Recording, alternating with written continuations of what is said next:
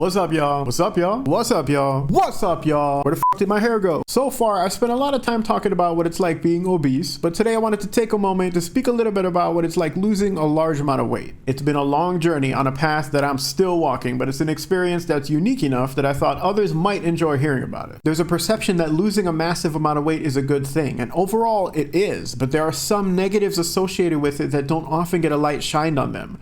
Things that I feel like might contribute to a person losing their motivation to continue. And if there's one thing that this experience has taught me, is that you can't let anything stop you, because failing is so much easier than succeeding. There are a lot of success stories online, but it usually doesn't go further than before and after pictures. And I do think that's a good thing. It's important to celebrate, but you should also investigate. So in the spirit of that, I want to get it all out onto the table so that I can keep moving forward and hopefully share that motivation with other people. So break out the magnifying glass and let's follow the footsteps.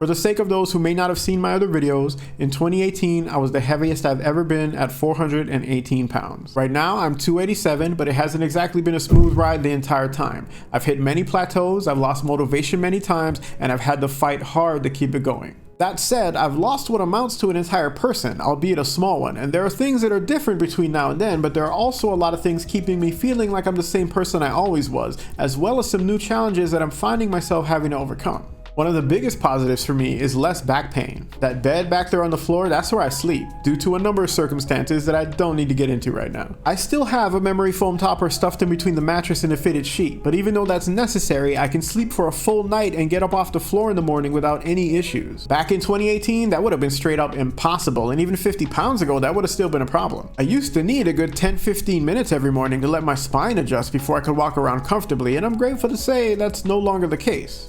I mean, there is some stiffness in the morning, ladies, but there's no longer any real pain to speak of, and that's a huge improvement to my quality of life. And speaking of pain, my feet and my knees hurt less often as well. 3 years ago, if I had to stand for more than 10 or 15 minutes, I would feel it in my knees for the next 24 hours. If I had to stand for longer periods of time, that feeling of overstressed joints would move to my ankles. And if I had to do it for multiple days in a row or multiple times in one day, that feeling would turn into constant aches and pains, and they would persist until I had a few days of resuming what was back then a very sedentary lifestyle. And at my current weight, well, I haven't had to stand for an extended period of time in a while. I want to say within the last 50 to 80 pounds. I got laid off in January, but my job didn't require long hours on my feet. That said, my lifestyle is much less sedentary now, at least compared to the way I used to live. Partly out of necessity, but also out of discipline. So if I had to guess, I could probably withstand longer periods on my feet, I just don't know how long. I definitely don't think I could do a full 8 hours like some people do though, and honestly, I never really understood how that's even possible, especially if you can't move around and you have to literally just stand in place for that amount of time. I've never been a healthy weight for my entire life, so I really have no basis for comparison, but standing in place always did way more damage to me than walking around for the same amount of time would have. So for people to have to do that for an entire day really just kind of seems inhumane to me. Another change is clothes are fitting me differently now, and this could probably be considered both good and bad. Most of the clothes I have are from 2 sizes ago, so almost everything is baggy. I did lose a lot of weight when I was still employed, but there was a company shirt that I could just easily throw on, and the only other requirement was generic black pants, so I could get away with some bagginess without any sideways looks from management. It's kind of funny now that I think about it. I got some company shirts when I was hired in 2016, and I had to go up a size because I gained a lot of weight in 2017, and then back down to the original size as I lost weight in 2019, and then by the time I was laid off at the start of this year, I could have probably gone back down another 1 or 2 more sizes. Anyway, now that I have no job and no money, I haven't been buying any new clothes even though I've been continuing to lose weight. So now when I leave the house, I have the choice of dressing in baggy clothes or baggier clothes. Honestly, it doesn't really bother me, and I kind of enjoy it though. I mean, I don't know anything about men's fashion, because when you grow up with obesity, you pretty much have to settle for what you can get. But it seems like the consensus online is that baggy clothes are bad. But I can appreciate the way they hide my curves, you know, because I gotta be honest, even though I'm happy with the weight that I've lost, when I look in the mirror naked, in a lot of ways, I feel like I look worse than I used to. And that brings me to one of the hardest things to cope with about losing weight: the sag. Like, I was saggy before in some areas. I mean, gravity's a thing, right? And so most people who go beyond a certain size will have to deal with it in some way. But now I'm like sagging with a capital SAG. You know what this sound is? That's me jumping up and down. Think about it. I'm a whole round of applause. I could do stand-up comedy. I'm gonna tell a joke and do some jumping jacks and it'll sound like the whole room is clapping. For real though, I look like I'm straight up melting and I kinda hate it. I've never had any positive feelings about the way I look. My body, my face, my teeth, my balding head. I've only ever really kinda liked my eyes, and I suppose I have decent legs for a fat guy. Look at that drumstick. But I don't think I've ever once in my life looked in the mirror and been like, not bad. At least when I was heavier, I looked a little more, I don't know, maybe proportional isn't the right word for what I'm trying to express, but it's close. I just didn't look like I stood too close to an open flame, you know what I mean? Honestly, it makes me really regretful about what I've done to my body and how even if I get down to, let's say, 150 pounds or whatever a healthy weight for my height would be, I'm always gonna look just abnormal. I'm doing everything people say to help tighten up skin, but a lot of it just can't be helped, especially when you spent basically your entire life overweight. I mean, the harsh reality is, I'm just never gonna look like most people do. For example, when I was bigger, from some angles I used to look like a fucking bullfrog. And enough of it has gone down now that I actually have a neck and I can do this, but I'm gonna be left with a rooster chin for probably the rest of my life. Or how about my arms? Like, I'm not weak under all this. There's some muscle there, right? There's just all this attached to it. And again, those areas used to have a lot more fat, and you could argue that it looked worse. And for the record, I am happy about the weight that I've lost, but I can still hear the voice in the back of my head that tells me for the rest of my life, no matter what I do, I'm gonna look like a fucking flying squirrel. And that kind of thing doesn't exactly motivate you when society tells you that you should feel disgusted by the way you look. And it's hard to see the point in improving your appearance if everyone's still gonna think you're unattractive. Cosmetic surgery is a thing, but because it's cosmetic, we're looking at 5 figures minimum, and I don't have a steady income right now. It's a possibility that seems so far away that I don't really even like to think about it because I have to keep going. But I'm not gonna lie that just like any other negative thought, it does slip into my mind unexpectedly, and I catch myself wondering things like, am I ever gonna feel comfortable taking my shirt off at the beach? Or am I ever gonna be confident enough to get naked in front of somebody again? And even if I do, is there gonna be a fear lurking in the back of my mind, or they're not really attracted to me and it's just something they deal with in spite of my better qualities? I don't have the answer to that, and I feel like I can't spend my time dwelling on it because I know what it's like to give in to despair and how paralyzing that can be. But because this is the skinniest I've been in 20 years, I don't want to let anything stop me. But it is a reality I will have to face, and a lot of other people will too. Not everything is bad though, there are positives as well.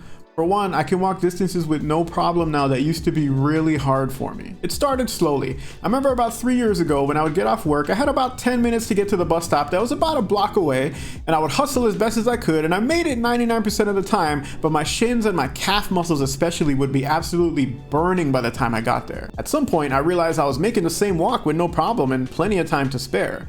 And eventually that graduated to other things, like there's a store nearby, and I remember when I first moved here, walking there and back was kind of an ordeal. It wasn't exactly a struggle, but by the time I got home, I definitely felt like I had put in a decent amount of physical effort. Well, just the other day actually, I went to that same store and back, and I was kind of mentally preoccupied the whole time, but when I got home, I had the sudden realization that I barely felt like I had gone anywhere. Those things do feel good, and it's also good to recognize that if I had to, I could walk for several miles and still be okay. Or if there was some kind of danger, I could run from it and still have a chance at avoiding harm, whereas previously that wasn't very likely. Another positive thing for me personally, and I'm not quite sure exactly where this line was crossed, but at some point I realized that people stopped staring at me like they used to. The place I live is known for having a lot of different cultures, and a lot of the older population especially do not have any problem openly staring at people. Again, I'm not sure exactly where this line was crossed in either direction, but for what feels like most of my life, every single place I went, every single thing I did in public, somebody was staring at me. They would watch me walk, watch me eat, look at what I was buying, they would look the people I was with up and down, they would look at the way clothes fit on my body, and there was always either a look of disgust in their face or a look of amazement, like they had never seen somebody so fat. And it was probably true. It had been that way since probably my teen years, if I had to guess, because that's when my weight really went overboard. But I'm not gonna lie, it gave me a complex, and it's something I've briefly spoken about in a couple of my other videos. Anyway, to keep with the positive things, I have an easier time fitting in seats that are meant for the general public now. In 2019, for example, I was planning a trip to Disneyland, and I was working for months prior as hard as I could to lose as much weight as I could, and I did pretty well, because with past experiences of not fitting in carnival rides or roller coasters on more than one occasion, I was pretty nervous about the whole ordeal. I wasn't sure I'd be able to walk around the whole park all day, not to mention fit in the rides. Well, I'm grateful to say it went very well. I mean, Disneyland is known for being very accommodating for large people, but I was able to walk around the park all day and I had no problem fitting in any rides.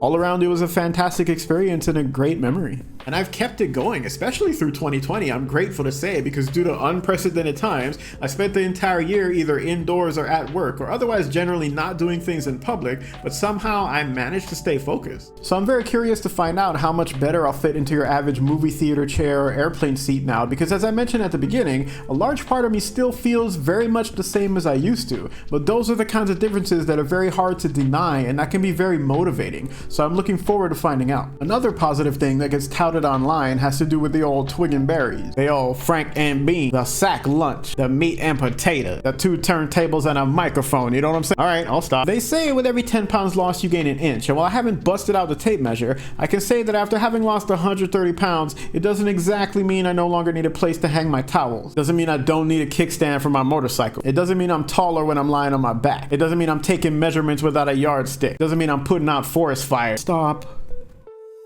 Euphemisms aside, there's definitely been improvement in that area, and it's nice to be reunited with a lifelong friend that I had lost contact with due to the mountain that had popped up in the way. That said, unfortunately, it's still a pretty sad situation down there, and I think it's something that a lot of really big guys who lose a lot of weight end up having to deal with. Much like my arms and my neck, there are still a lot of extras on the set that just weren't invited to the after party. You ever see a pig in a blanket? How about a hot dog and a croissant? It's a sad state of affairs, and there's pretty much nothing I can do about it aside from surgery. I just try not to think about it, honestly. Is that a UFO right there? One of the last things I wanted to mention is also one of the biggest changes that I've noticed, but it's also something that tends to go unrecognized in a lot of success stories. Probably because it's a little different for everyone, but also it's kind of hard to summarize. It's a mental change. It's sort of a shift in perspective, an attitude change, a difference in outlook, and also a retrospective, but not any one of those things by themselves. It's sort of all of them at the same time, which makes it hard to describe. I guess the simplest way I can put it is that I realized that weight loss is not a destination. I don't know why, but when I was bigger, I had this idea in my head that once I was skinnier, all these physical things that I struggle with in my life would somehow get easier overnight, and things like exercise and getting around would just no longer be a concern for me. Like when you've grown up not being able to do a single pull-up, and then you see a guy like Tony Goggins do 4,000 of them in a 17-hour period, it can give you the wrong impression about how easy these things are for people who are healthy. So I had this idea in my head that there was an established line that I would cross at some point, and that's when my life would get a whole lot easier. And while life is definitely easier now in a lot of ways, things like exercise are still difficult.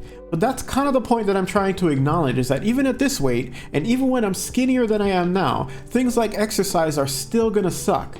But that's because they're supposed to. And looking back, that's one of the things that I truly failed to comprehend. To kind of expand on that a little bit, I can look at how I've hit several plateaus in my attempts to lose weight, and how a few of those were definitely due to my own complacence. Like I would start a particular exercise routine or walking a certain distance, and at first it would be difficult, but over time I would lose enough weight or become conditioned enough that it'd be a lot more easy for me. But then my results would stagger and my weight loss would slow down, and in retrospect it was because I wasn't pushing myself enough. And I'm no personal trainer, so don't take anything I say as advice, but I can definitely say for myself, if it's not difficult, then I'm not doing enough. To keep getting consistent results, I had to start walking for longer distances or longer periods of time, or incorporating stairs into my walks. When I was lifting weights, I had to add more sets in, or start doing different exercises or hitting more muscle groups in addition to what I was already doing. Looking back, I realized that I'm still continuing to acknowledge that that's one of the biggest parts of succeeding at this. There's the physical acting out of these things, but there's also the adjusting of your attitude towards these ideas that's equally as important. You have to get comfortable with being uncomfortable. With sweating, with feeling exhausted, with your muscles burning, with eating things you're not used to or that don't taste as good. You have to be okay with not really wanting to do things, but doing them anyway. My lifestyle was very sedentary growing up and into adulthood, and that can seem like a very easy thing to change with action, but a lot of people don't realize how hard it can be to change your attitude towards these things. The kind of lifestyle that can make you obese and keep you there is also a lifestyle of being comfortable. You don't often struggle physically, and that changes your mind just as much as it changes the way you look. When I was bigger, I spent a lot more time and effort avoiding things that were physically difficult. And while that serves to keep you comfortable, which objectively is a good thing, that also contributes to making you unhappy. And that's one of the biggest things that I've noticed about myself while I've been trying to lose all this weight. In the same way that I've changed physically, my mind has also changed. And just like I've had to push myself with exercise and make sure that I'm struggling and that it sucks, I've also had to train my mind to withstand that same discomfort. I've had to harness my willpower to endure that discomfort and to seek it out, in spite of everything else about me that tells me how much better I would feel if instead of walking today, I let myself take a break just this one time, or how much more satisfying it would be if I went out and got Taco Bell for dinner, since I probably haven't had fast food in a couple years at this point. And man, I miss Taco Bell. Can a brother get a crunch wrap? But just like with the exercise, if it's no longer difficult, then I should regularly be asking myself if I'm doing enough, or if I'm becoming complacent and allowing myself to do things that are easier, things that are more comfortable for me. And it doesn't just stop at exercise. Like, I've lost a lot with intermittent fasting, for example, and it's something I still practice. And part of the reason it works so well for me is I'm used to larger portions. So if I'm only eating twice a day with no snacking, I can allow myself to have larger meals and still end up with a net loss in calories. I gotta be honest with myself though, I'm starting to plateau again, and it sucks, because now I gotta reconsider what I'm eating and how much. And honestly, I feel like I just now got into a good rotation of foods that I enjoy eating and can make often and easily. Now I have to pull out the scratch paper, write down the problem, carry the one, and then figure out what adjustments I have to make. And then I have to make myself stick to them, even though I guarantee you I'm not gonna want to. And that brings me back around to how my mind has changed. In the same way that my muscles have grown by continuing to expose them to difficult things, so too has my mind increased its ability to override the part of me that would rather do what's comfortable. The part of my brain that has conditioned me to believe that uncomfortable things are bad for me no longer has the same amount of control over my actions that it used to.